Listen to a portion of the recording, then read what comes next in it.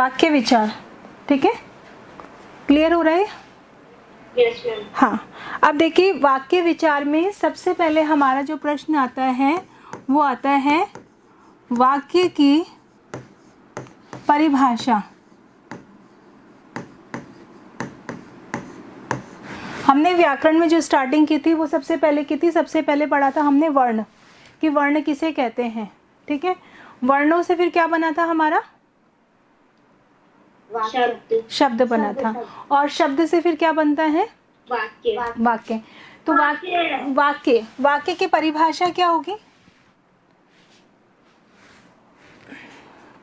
क्या रिवाइज करवाई परिभाषा? सार्थक शब्दों का ऐसा व्यवस्थित रूप जिसके अशिष्ट आशय पूरी तरह स्पष्ट होने वाक्य कहते हैं। हाँ, यानी आपका ऐसा सार्थक व्यवस्थित समूह वाक्य कहलाता है। शब्दों का व्यवस्थित समूह वाक्य कहलाता है, और उससे जो आप मतलब स्पष्ट करना चाहते हो, जो आप कहना चाहते हो, सामने वाले को बताना चाहते हो, वो आश्रय भी आपका स्पष्ट होना चाहिए। अगर आपका आश्रय स्पष्ट नहीं होगा तो वह वो आपका वाक्य नहीं कहलाएगा, ठीक है। ये तो हमारी थी इसकी परिभाषा। अब इसी में नेक्स्ट आता है, देखिए वाक्य के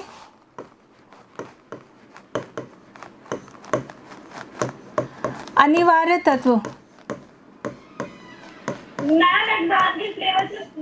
आपने जो सिलेबस भेजा था उसमें आपने 3 चीजें बोली थी, तो वही आएगी ना एग्जाम में? हाँ वही आएंगी, ये तो इसमें बता रही हूँ आपको, तो इसलिए थोड़ा सा क्लियर कर लो आप अपना।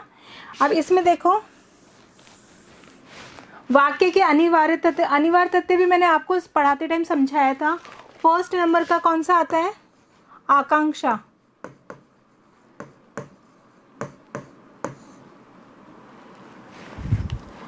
सेकंड नंबर पर आएगा हमारा, सेकंड नंबर पे क्या बताया था मैंने? योग्यता। और थर्ड नंबर पर हमारा आता है क्रम। अब आपको ये लग रहा है कि मैम ये तीनों चीज क्या है? आकांक्षा का मतलब होता है कि जब वाक्य में आकांक्षा योग्यता का क्रम का होना अनिवार्य है, दोनों का होना अनिवार्य है। क्यों अनिवार्य है? कि वाक्य में एक पद को सुनने या जानने के बाद आगे के पदों को जानने की इच्छा हो। अगर कोई सेंटेंस है, जैसे हमारा इसमें सेंटेंस बन रहा है सुरेश खाता है, सुरेश खाता है, ये सेंटेंस है। आकांक्षा का मतलब क्या होता है? आकांक्षा का मतलब होता है इच्छा, कुछ चीज़ जानने की इच्छा। हमें जो कोई चीज़ जानने की इच्छा होती है वो ये हमारी आकांक्षा है, ये करने की आकांक्षा है। तो आकांक्षा मतलब इच्छा। अब यहाँ सेंटेंस आता है सुरेश खाता है। अब क्या इसको पढ़कर आपकी क्या जानने की इच्छा हो रही है? बताइए। इस सेंटेंस को पढ़ने के बाद आपको कुछ लग रहा है कि कुछ प्रश्न पूछा जाए? क्या लग रहा है? क्या खाता है? Very good. अब क्या शब्द आ रहा है यहाँ पर? यानी कि कुछ जानने की इच्छा। जब कोई चीज़ हमको जानने की, सेंटेंस को पढ़कर कुछ और चीज़ जानने की इच्छा हो जाती है तो वहाँ हमारी आकांक्षा होती है, यानी वाक्य को पढ़कर कोई चीज़ और जानने की इच्छा आकांक्षा है। सेकंड नंबर पर होता है योग्यता। अब योग्यता से तात्पर्य क्या है? योग्यता मतलब अर्थबोधन की क्षमता। क्या मतलब? अर्थबोधन की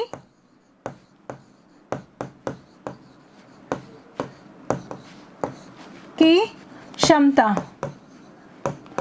अब अर्थबोधन की क्षमता का एग्जाम्पल क्या हो सकता है? कैसे समझोगे?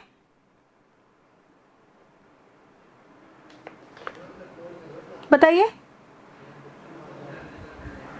मैम अर्थबोधन की क्षमता मतलब किसी चीज, मतलब जैसे किसी चीज का मतलब समझ आ रहा हो। योग्यता मतलब यही होता है जिसके लिए हम लायक हो या योग्य हो। हाँ, तो यानी कि जब सेंटेंस जो लिखा हुआ है उसका पूरा पूरा अर्थ निकल करके आना चाहिए। यानी जो आपको एक सेंटेंस दिया गया है उसका अर्थ निकलना चाहिए। अगर उसका अर्थ पूरा पूरा निकलता नहीं है तो भी वो वाक्य शुद्ध नहीं कहलाएगा। तो अर्थबोधन की क्षमता का मतलब हो गया वाक्य का पूरा पूरा अर्थ निकल करके आना, अर्थबोधन की क्षमता कहलाती है। थर्ड नंबर पे क्या है हमारा? क्रम। क्रम का में क्या आएगा? बताइए। मतलब जो वाक्य होता है वो सही ढंग में, सही क्रम में होना चाहिए। हाँ, यानी एक के बाद क्रमानुसार, एक के स्टेप बाय स्टेप होना चाहिए। यानी एक आपको एग्जांपल मैंने दिया चाहिए, मान लीजिए कोई कहानी सुनाई हमने, एक चिड़िया की कहानी सुनाई थी या शेर और चूहे की कहानी सुनाई, तो उस शेर और चूहे की कहानी में उसके बाद क्या हुआ, फिर उसके बाद क्या हुआ, फिर उसके बाद क्या हुआ। अगर आपको मैंने जब कहानी सुनाई, शेर और चूहे की कहानी सुनाई है, और मान लीजिए वही कहानी आपको लिखने के लिए मैंने दे दी, आपकी बुक में कॉपी में लिखने के लिए दे दी, तो आप अगर उसको क्रमबद्धता के अनुसार नहीं चलोगे, नहीं लिखोगे, तो वो आपकी स्टोरी गलत मानी जाएगी। समझ में आ गया? जैसे पहला लाइन हुई, एक बहुत घना जंगल था, उस जंगल में एक शेर रहता था, शेर पेड़ के नीचे सो रहा था, एक चूहा दौड़कर आया और उसके ऊपर कूदने लगा। तो ये क्या हो गया? क्रमबद्धता है।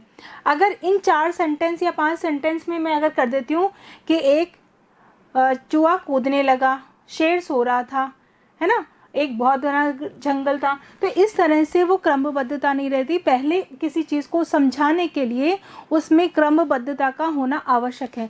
दूसरा एग्जाम्पल सिंपल सा, मान लीजिए मैं डायरेक्ट आपको ये सब वाक्य विचार ऊपर नहीं लिखते, डायरेक्ट मैं लिख देती क्रम, योग्यता, आकांक्षा।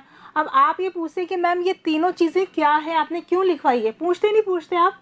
तो जहाँ पर, तो यहाँ पे मैंने पहले आपको ये समझाया कि आज हम कर रहे हैं वाक्य विचार, फिर उसके बाद हम बोल रहे हैं, फिर मैंने आपको समझाया वाक्य किसे कहते हैं, फिर वाक्य के लिए, वाक्य बनाने के लिए कौन कौन से आवश्यक तत्व का मतलब होता है कि जिस प्रकार से चाय बनाने के लिए हमें किन किन चीज़ों की आवश्यकता पड़ती है। आपको पानी की भी आवश्यकता पड़ेगी, दूध की भी आवश्यकता पड़ेगी, चाय और चीनी, इलायची, अदरक की आवश्यकता पड़ेगी।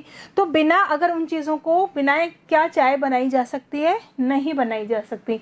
तो यानी कि तत्व का मतलब होता है जब किसी चीज़ को बनाते हैं उनमें जिन चीज़ों का यूज़ करते हैं वो तत्व कहलाते हैं। पहले तो हमें तत्व पता होना चाहिए, प्रकार का मतलब क्या होता है वो पता होना चाहिए। हम रट तो लेते हैं लेकिन हमें पता ही नहीं कि प्रकार किस लिए होते हैं, तत्व का मतलब, तो तत्व का मतलब होता है कि जिस चीज़ को बनाने के लिए जिन चीज़ों की आवश्यकता होती है। तो वाक्य बनाने के लिए हमको आकांक्षा, योग्यता और क्रम, ये 3 तत्वों की आवश्यकता होती है। क्लियर हो गया यहाँ तक? Yes ma'am. चलें आगे। Yes ma'am. चल, नेक्स्ट आता है हमारा वाक्य की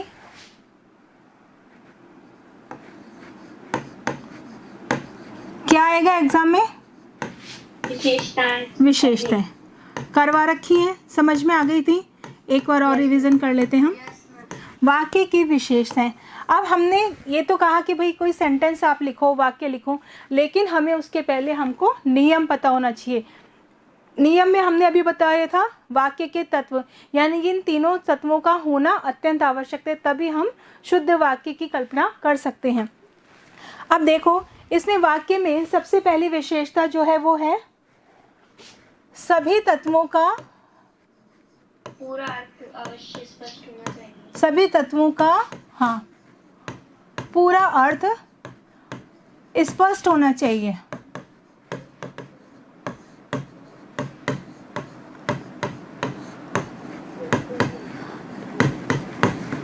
ठीक है, यानी कि इसका मतलब समझ गए, यानी कि सभी तत्वों का पूरा अर्थ स्पष्ट होना चाहिए, यानी कि जो सेंटेंस आप लिख रहे हैं उनका पूरा पूरा अर्थ निकल करके आना चाहिए। कौन से तत्व? जो अभी मैंने आपको बताए थे, क्रमबद्धता होनी चाहिए, योग्यता होनी चाहिए, उनमें आकांक्षा होती है यानी आगे चीज़ जानने की इच्छा। मान लीजिए एक एप्लीकेशन लिख रहे हैं कि मैम मुझे छुट्टी चाहिए, तो क्या आप उसके लिए क्या करते हो? सिर्फ एक लाइन लिख देते हो मैम छुट्टी चाहिए, केवल ये लिखते हो क्या?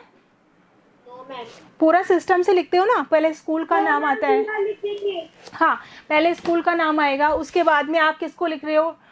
आप प्रिंसिपल मैम को लिख रहे हो तो वो लिखेंगे, फिर उसके बाद आपका स्कूल का नाम आ जाता है, फिर वो स्कूल कहाँ पर है वो बताई जाती है, फिर आप विषय लिखते हो कि ये लेटर क्यों लिखा जा रहा है ना, वो विषय लिखते हैं। विषय के बाद में आप अपना लिखते हो कि मैं इस क्लास का, छुट्टी के लिए पूछ रहे हैं तो हम ये भी बताएंगे कि हम क्यों मांग रहे हैं। हाँ वही, लेकिन वो बाद में फिर आप क्या बताओगे कि मैं कक्षा, आपके स्कूल में कक्षा का छात्र या छात्रा हूँ और इस अनिवार्य कार्य के कारण या मैं बीमार होने के कारण या मैं बाहर मेरा स्थानांतरण होने के कारण स्कूल में उपस्थित नहीं हो सकता, है ना। फिर आपसे उनसे रिक्वेस्ट करेंगे, है ना, इसलिए आपसे निवेदन है कि मुझे 2 दिन का अवकाश प्रदान करें।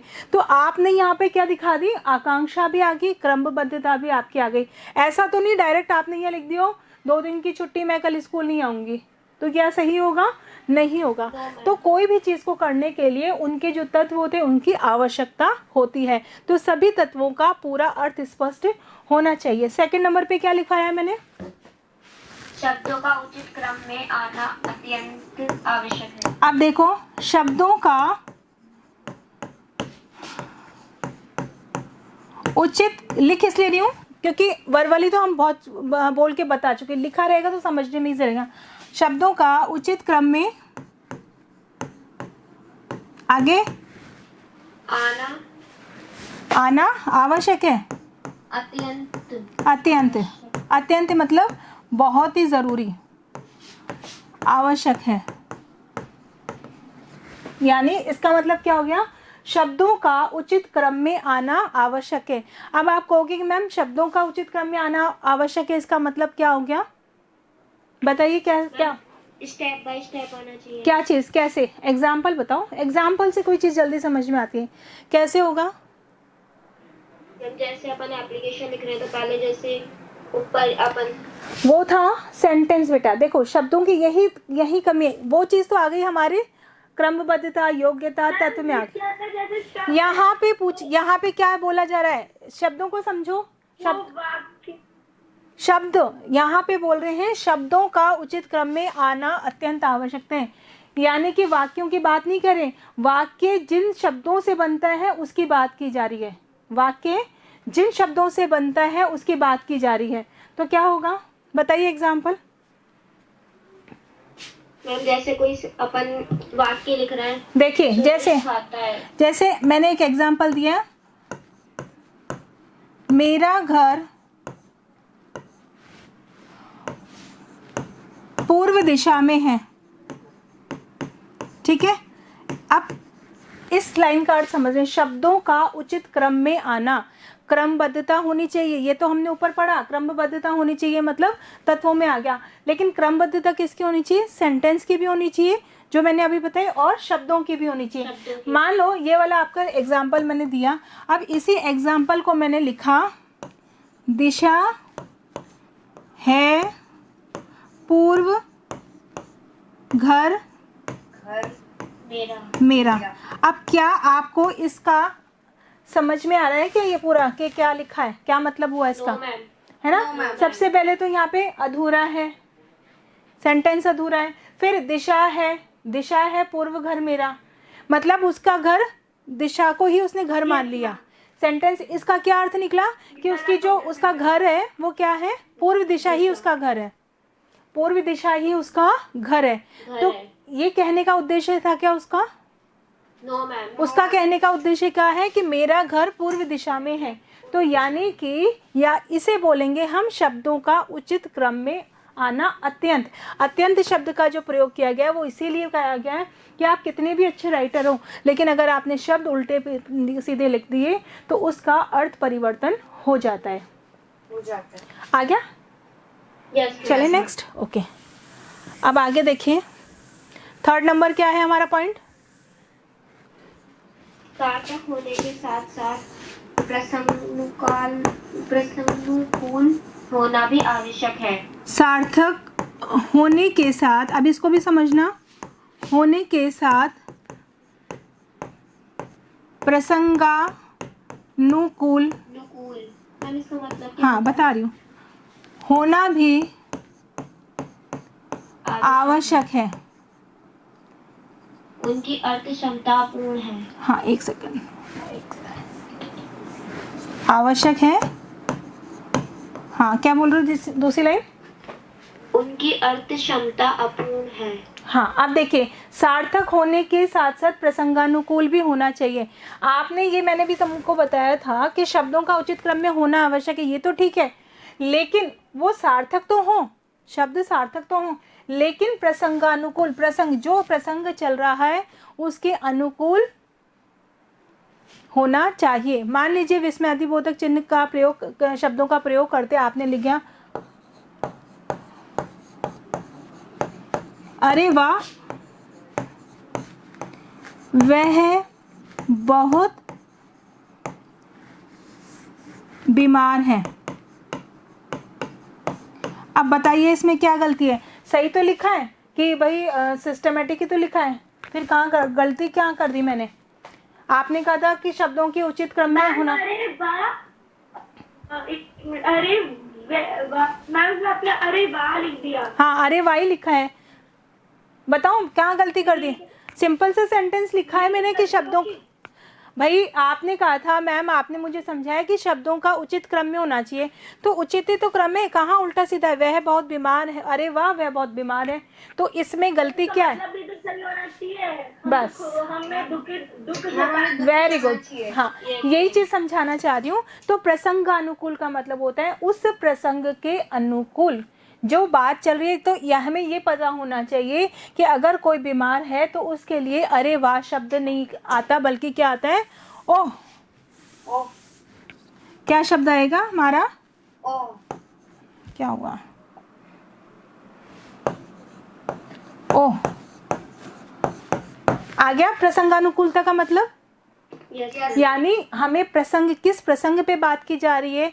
खुशी की बात हो रही है, दुख की बात हो रही है, विचारणीय बात हो रही है। अगर कोई ऐसा हमारे सामने टॉपिक चल रहा है कि जहाँ बहुत ज़्यादा सोचने वाली बात है, उस समय आप ज़ोर ज़ोर से हंसना शुरू कर दोगे या हंस करके बोलना शुरू कर दोगे, तो क्या वो प्रसंग के अनुकूल होगा? नहीं होगा। आगे समझ में आ गया इसका मतलब? Yes ma'am. ठीक है, तो हमें ये 3 तो समझ में आ गए। नेक्स्ट क्या था 4 नंबर पे?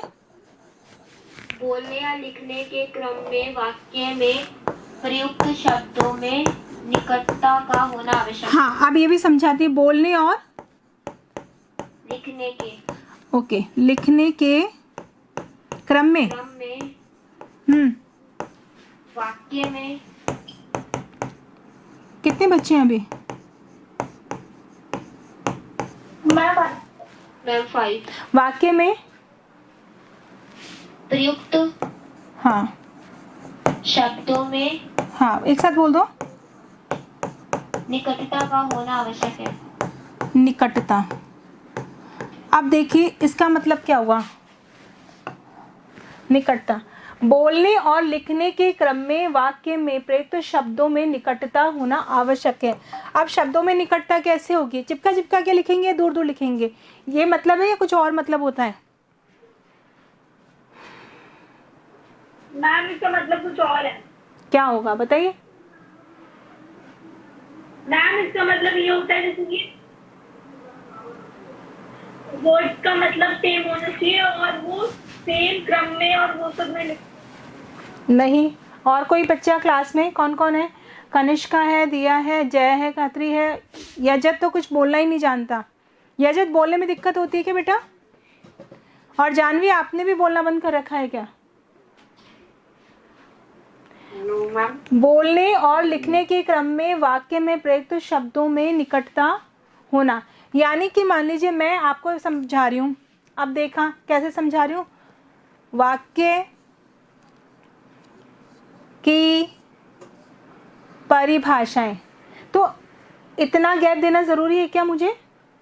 नहीं। तो ये हो गई निकटता, यानी कि जो हम बोल रहे हैं, अब जैसे जो सेंटेंस मैं बोल रही हूँ, अगर मैं बहुत ज़्यादा पहले एक वो आता था धीमी गति के समाचार, कभी देखा हो तो आपके पेरेंट्स को पता होता है, बहुत धीरे धीरे धीरे स्लो मोशन में चलता था। तो ऐसा अगर होगा तो आपकी जो, मान लीजिए कहानी मैंने सुनाई कि एक शेर और चूहे के ऊपर ही सारे एग्जाम्पल दे दूंगी तो जल्दी समझ में आएगा। जैसे एक जंगल में एक शेर रहता था। अब आप बताइए, मैं ऐसी पूरी स्टोरी अगर इसी वे में सुनाऊंगी तो आपको इंटरेस्ट आएगा क्या? नहीं आएगा, बोरिंग हो जाएगा, है ना? तो वही हो जाएगा, फ्लुएंसी में पहुंचना चाहिए। हाँ, तो वो चीज़। और अगर मैंने बोला कि और बहुत जल्दी जल्दी बोला एक जंगल में एक शेर था, एक शेर रहता था, वो पेड़ के नीचे रहता था, एक चूहा आया उसके ऊपर जंप करने लगा, तो ये भी हमारा क्या हो जाएगा, गलत। तो यहाँ पे इसका अर्थ होता है कि बोलने और लिखने के क्रम में जो वाक्य है प्रयुक्त होते हैं उन शब्दों में निकटता होनी चाहिए, यानी कि ऐसा नहीं कि बहुत हो, या जो भी हम अगर लिख रहे हैं तो उसमें भी निकटता होनी चाहिए। जैसे मान लीजिए वह बाजार जाता, आप ये चीज ये ठीक लिखा है क्या? नहीं होगा, समझ में भी नहीं आएगी, तो यानी कि उनमें निकटता होना अत्यंत आवश्यक है। ये कब यूज़ करते हैं, ये बच्चे कब यूज़ करते हैं, आप लोग यूज़ भी करते हो इस चीज़ को, कब यूज़ करते हो, जब आपको कहा जाएगा कि क्वेश्चन कम से कम 1 पेज का निबंध लिखो, तो बच्चे क्या करते हैं, उसमें एक वर्ड यहाँ लिखा, एक वर्ड यहाँ लिखा, एक वर्ड में 4 शब्द या 5 शब्द लिख के पूरा पेज भर दिया कि मैम आपने कहा था एक पूरा पेज होना चाहिए, तो पूरा पेज भर दिया हमने, तो वो नंबर आप सोचो मिलेंगे क्या? नहीं लेंगे। नेक्स्ट था 5 नंबर का हमारा क्या था? लिखते समय वाक्य में किसी ऐसे शब्द की कमी नहीं होनी चाहिए। हाँ, कैसे शब्द की? लिखते समय वाक्य में, एक सेकंड, लिखते समय ऐसे शब्द की कमी नहीं होनी चाहिए। कैसे? आगे नहीं लिखवा रखा है, आप देखो इसको समझो, मैंने और शॉर्ट कर दिया। लिखते समय वाक्य में शब्दों की कमी ना हो। अब वाक्य की कमी ना हो का मतलब क्या हो गया? वाक्य की कमी का मतलब हो गया जैसे राधा के घर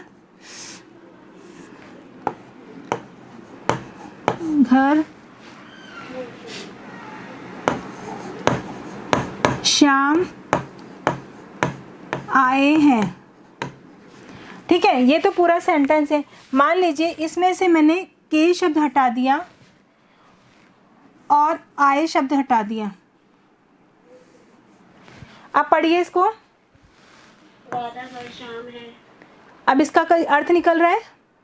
नो मैम। यही बोलना चाह रहे तो इसलिए ये इसका मतलब, सेंटेंस का मतलब कि लिखते समय क्या था? वाक्य। हाँ, लिखते समय वाक्य में शब्दों की कमी ना हो, यानी कि जब हम लिख रहे हैं अगर उनमें से शब्दों की कमी कर दी जाएगी तो वो सेंटेंस भी हमारा पूरा शुद्ध नहीं माना जाएगा बल्कि अशुद्ध माना जाएगा। यानी शुद्ध, और वाक्यों से ही आपकी पूरी चीज़ बनती है, चाहे आप आंसर लिख रहे हो, चाहे निबंध लिख रहे हो, चाहे हिंदी का लिख रहे हो, इंग्लिश का लिख रहे हो, साइंस का लिख रहे हो, एसएसटी का लिख रहे हो, यानी सेंटेंस लैंग्वेज फर्क हो जाएगी लेकिन आपके नियम सारे यही रहेंगे सेंटेंस बनाने के। हो गया क्लियर? नेक्स्ट और है? यस मैम, 6 भी है। 6 क्या है? वाक्य में कर्ता कर्म क्रिया का लिंग वचन पुरुष तथा कारक में मेल होना अत्यंत आवश्यक है। ये तो समझ में आ गया होगा, यस मैम, है ना? सेंटेंस को लिखते हुए जैसे राधा नाचती है, एक सेंटेंस बनाया, अगर मैंने इसमें लिख दिया कि राधा नाचता है तो लिंग में परिवर्तन हो गया ना, कि इधर तो राधा है क्योंकि राधा हमको पता है स्त्रीलिंग है, और नाचता शब्द किससे पता चलता है कि पुल्लिंग है, तो राधा नाचता है तो हमारा अशुद्ध वाक्य हो जाएगा। इसी प्रकार से सारी चीज़ों को लिंग और वचन, है ना? बच्चे खेलते हैं की जगह बच्चा खेलते हैं तो सेंटेंस हमारा रॉन्ग हो जाएगा। आ गया समझ में ये वाला पूरा? Yes ma'am. नेक्स्ट चले। कुछ पूछना है और पूछना है कुछ? No ma'am. ओके, चलिए नेक्स्ट क्या करवाया था हमने? वाक्य के भेद। भेद थे या अंग भी थे क्या? नो मैम, भेद अंग भी है। वाक्य के अंग भी होंगे, देखो आप एक बार। मैम सिलेबस में भी सब है ना, सिलेबस है ना, तो देखो आप वाक्य के अंग इंग्लिश में आप पढ़ते हो, ये मैंने समझाया भी था। वाक्य के अंग में हम पढ़ते हैं सब्जेक्ट और प्रेडिकेट्स। अब याद आ गया, मैंने ये समझाया था, यस मैम। है ना? यस मैम, आपने करवाया था ना। अब जैसे फर्स्ट एग्जाम्पल क्या लिखूं? मीरा नाचेगी, ये हमारा फर्स्ट एग्जाम्पल है। अब इसमें क्या समझाया? वाक्य के अंग कौन कौन से होते हैं? वाक्य के कितने अंग होते हैं? वाक्य के दो अंग, दो ही अंग सिखा रखे हैं ना, क्या हुआ 9th क्लास? Yes ma'am. हाँ, यस मैम। आवाज़ कैसे बंद हो जाती है भाई, मुझे लगता है कि आप कहाँ चले गए। वाक्य के अंग, तो वाक्य के कितने अंग बताए थे मैंने? मैम दो। दो अंग। तो मैम आपने जो इंग्लिश के साथ समझाया था तो मैम सब्जेक्ट, प्रेडिकेट और ऑब्जेक्ट होता है। और हिंदी में क्या बताया था? हिंदी में मैम आपने नाम बताया था, सब्जेक्ट प्रेडिकेट का थोड़ा मुश्किल नाम। ओके, मुश्किल नहीं था, देखो। कुछ विधेय और हाँ, पहला होता है हमारा उद्देश्य, उद्देश्य, और दूसरा हमारा होता है विधेय। विधेय शायद ये नहीं आएगा,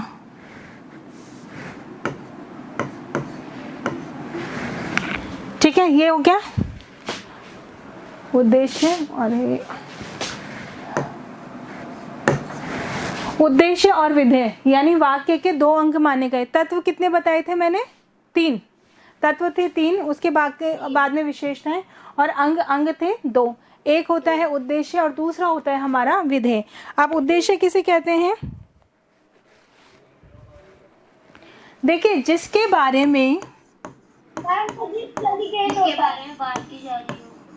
बारे में बात की जाए,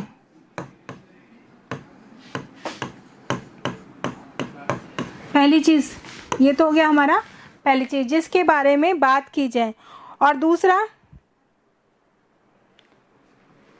जो कुछ बात की जाए ना, जो बात की जाए, जो उसके लिए बोला जाए उसके बारे में बोला। हाँ, जो बात उसके लिए की जाए। यानी दो चीज़ होती है सेंटेंस में। सेंटेंस में कोई भी सेंटेंस आप पढ़ोगे, या तो उसके बारे में, किसी व्यक्ति के बारे में होगी, किसी जगह के बारे में होगी, किसी वस्तु के बारे में होगी, और या फिर उसके बारे में जो बात की जाए वो होती है। दो चीज़ हो गई। तो जिसके बारे में बात की जाए वो क्या कहलाता है? हमारा उद्देश्य। और जो बात की जाए वो क्या होता है? हमारा विधेय। आ गया समझ में? कोई कंफ्यूजन? No ma'am. है ना? वाक्य के अंग में दो होते हैं, एक होता है हमारा उद्देश्य और एक विधेय होता है। जिसके बारे में बात की जाए वो हमारा उद्देश्य है, और जो बात की जाए वो हमारा विधेय है। अब मीरा नाचेगी, तो मीरा क्या हो गया यहाँ पर? मैम उद्देश्य। उद्देश्य, क्योंकि यहाँ पर किसके बारे में बात की जा रही है? मीरा। मीरा के बारे में बात, मीरा रही है तो और नाचने की बात की जा रही है, तो वो हमारा हो जाएगा विधेय हो जाएगा। क्लियर हो गया यहाँ तक? नेक्स्ट एग्जाम्पल बताइए। अब मैं पूछ रही हूँ आपसे, सेकंड एग्जाम्पल देखिए। बच्चे पतंग उड़ा रहे हैं। बच्चे पतंग उड़ा रहे हैं। उद्देश्य। बच्चे तो हमारा उद्देश्य हो गया, जो पतंग उड़ा रहे हैं वो विधेय। उद्देश्य हो गया, और ये सारा हो गया हमारा विधेय। विधेय। क्लियर या अभी भी कंफ्यूजन है कोई? नो मैम, क्लियर है। क्लियर है? तो मैम चलिए ठीक है, आगे चलते हैं। अब हमारा जो टॉपिक आता है वो आता है हमारा, बेटा टाइम बता देना मुझे, टाइम होते हैं ना वाक्य के। हाँ 2:08। मैम अभी टाइम है। ओके, चलिए थोड़ा फास्ट कर लेते हैं वरना टॉपिक पूरा नहीं हो पाएगा। अब हमारा आता है वाक्य के भेद। वाक्य के भेद हमारा कितने आधारों पर होता है? दो। कौन कौन सा? अर्थ की दृष्टि से और रचना की दृष्टि। अर्थ की दृष्टि और मैम 3 भेद होते हैं। अर्थ के में 8 होता है और रचना में 3 भेद होता है। अर्थ की दृष्टि से हमारा 8 भेद होता है। मैम वो तो प्रश्नवाचक वो वाले है ना? हाँ हाँ हाँ वही है। अर्थ की दृष्टि से हमारे 8 भेद बताए, और रचना की दृष्टि से यहाँ पे हमेशा लिख लिया करो। उस समय क्या होता है कि आपको जब रिवीजन करते हो ना लास्ट में, तो उस समय बहुत फास्ट लर्न हो जाता है हमको। और ये हमेशा कलरफुल लिखा करो क्रेयॉन से, जो हाईलाइट होगा, है ना। अर्थ की दृष्टि से हमारे को 8 भेद बताए हैं। कौन कौन से 8 भेद होते हैं? पहला होता है, विधानवाचक, क्या हुआ, विधानवाचक, फटाफट फटाफट कर लेंगे। निषेधवाचक, मेरे को जानकारी निषेधवाचक, निषेधवाचक, आज्ञावाचक, प्रश्नवाचक, विस्मयवाचक, कौन सा बताया? विस्मयवाचक, विस्मय बेटा, विस्मय, देखो प्रोनाउंस तभी मैंने दोबारा पूछा है। विस्मयवाचक।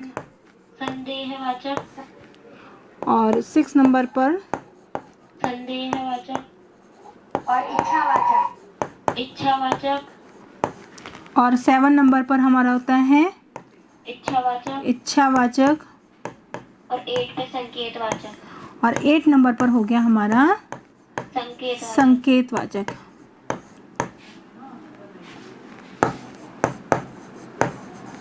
ठीक है, यही है। और रचना की दृष्टि से कौन कौन से हो गए हमारे? सरल और साधारण वाक्य, सरल वाक्य, संयुक्त वाक्य, और दूसरा हो गया हमारा संयुक्त वाक्य, और मिश्र वाक्य, और 3rd नंबर पर हमारा है मिश्र वाक्य, मिश्रित या मिश्र वाक्य। दोनों एक ही बात, एक ही चीज है दोनों, है ना, मतलब एक ही होता है। देखें, अब आपका देखें,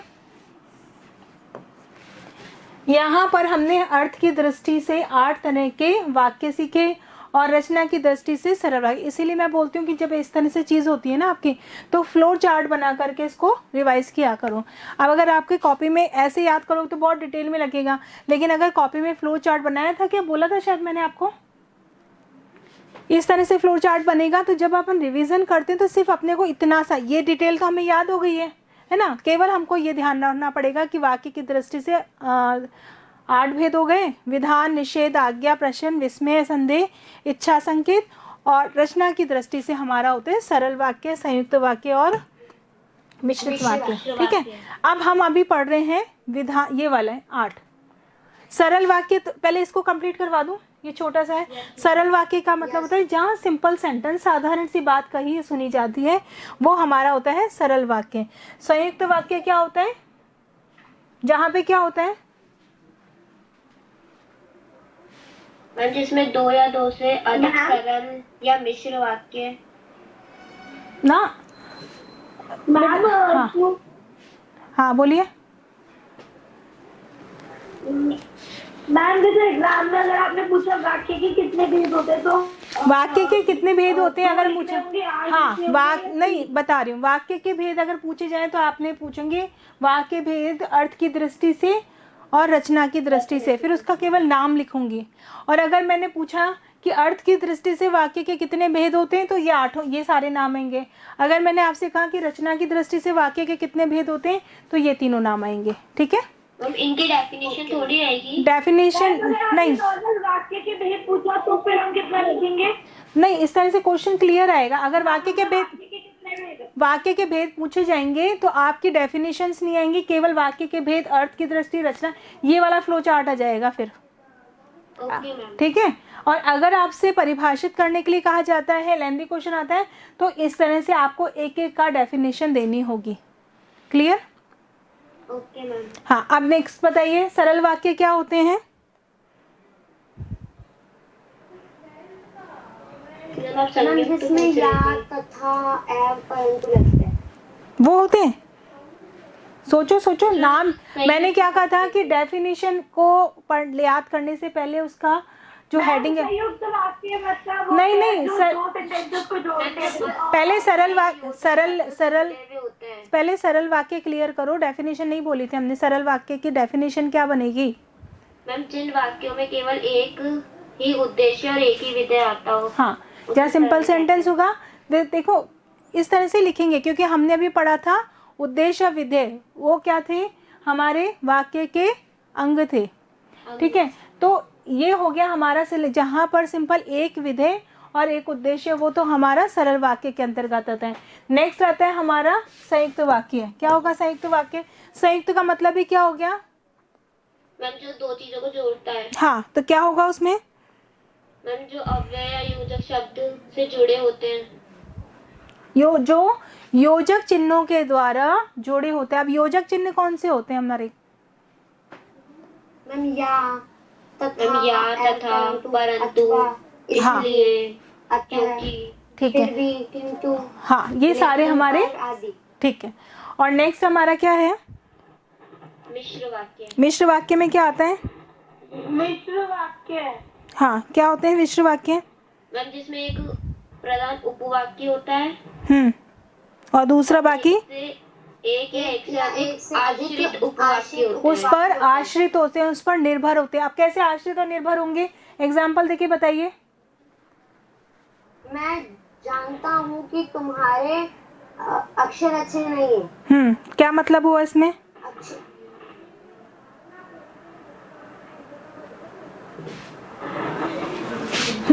मैम जिसकी लाठी उसकी भैंस।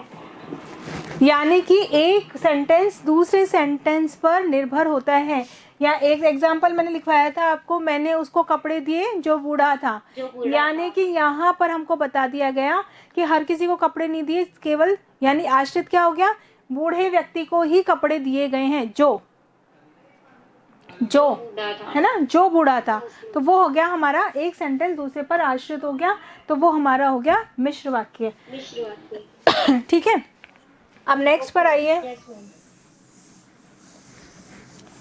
अब बताइए इसमें विधानवाचक। मैम क्लास का टाइम 6 मिनट्स एक्स्ट्रा हो गया है, तो ये वाला मैं आपको कल करवा दूंगी। ओके, कल तो पेपर है। कोई बात नहीं, करवा तो रखा ही है आपको। Okay ma'am.